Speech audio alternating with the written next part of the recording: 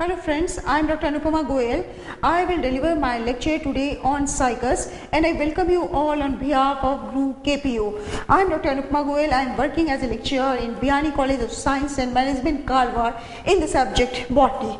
Well friends, as you well know, Cycus is an evergreen palm-like small tree and its species which are as follows: Cycas pectinata, Cycas revoluta, Cycas bedomai. These are found in xerophytic habitats and these are found in sunny places where the water is scarce. Now the sporophytic plant body of Cycas is differentiated into roots, stem and leaves. So I come towards the roots.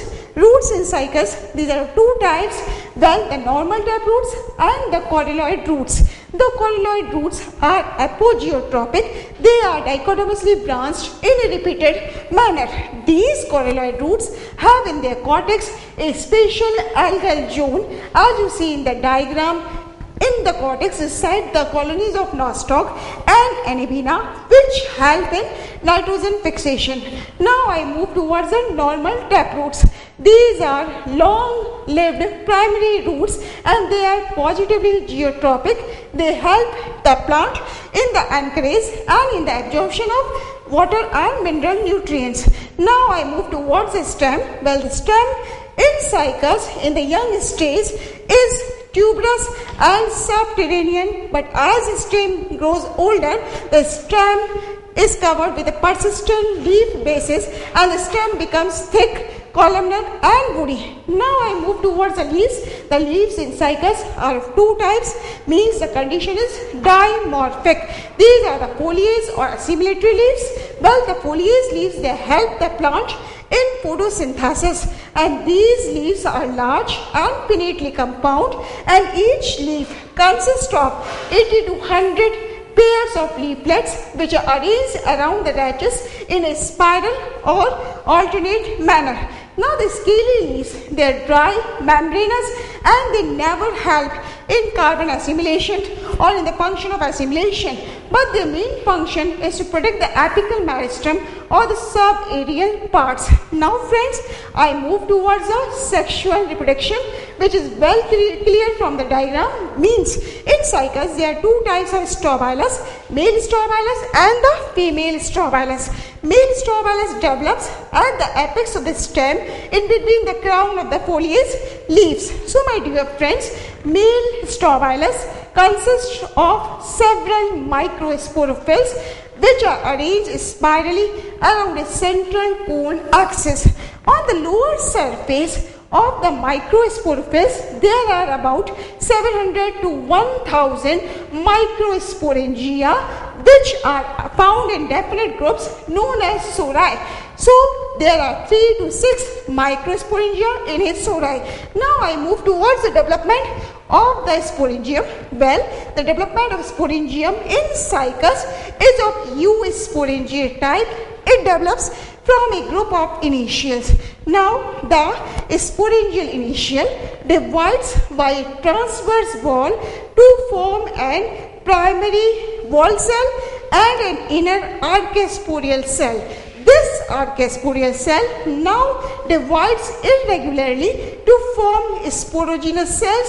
Now these sporogenous cells gradually modify into the spore mother cells and now these spore mother cells by reduction division they form the haploid microspores. Now I move towards the development of the male gametophyte before pollination in Cycas. Well, my dear friends, as you see in the flow diagram, development of the male gametophyte before pollination occurs.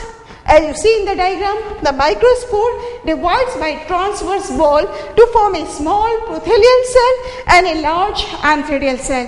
This prothelial cell does not divide further, but the antheridial cell, it forms a small generative cell and a large tube cell. Now at this 3-cell stage, the microspore is liberated from the microsporangium and then the development of the male gametophyte occurs inside the pollen chamber. Well, the generative cell divides to form the stalk cell and the body cell and then the stalk cell does not divide further or it forms a stalk and the body cell divides in such a manner that two male gametes or anthozoids are formed. These male gametes are top sheet structures and these are ciliated.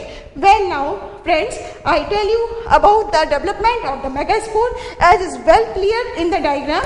Well, in the development of the megaspore, the nucleus undergoes pre-nuclear divisions so that a large number of nuclei are formed. Then a central vacuole, as you see in the diagram, appears in the center of the megaspore and the cytoplasm gets pushed towards the periphery. So my friends, the ball formation now occurs, which is centripetal, and the ball formation proceeds from the periphery towards the center. Thus gradually the entire cellular gametophyte is formed, which is known as the endosperm.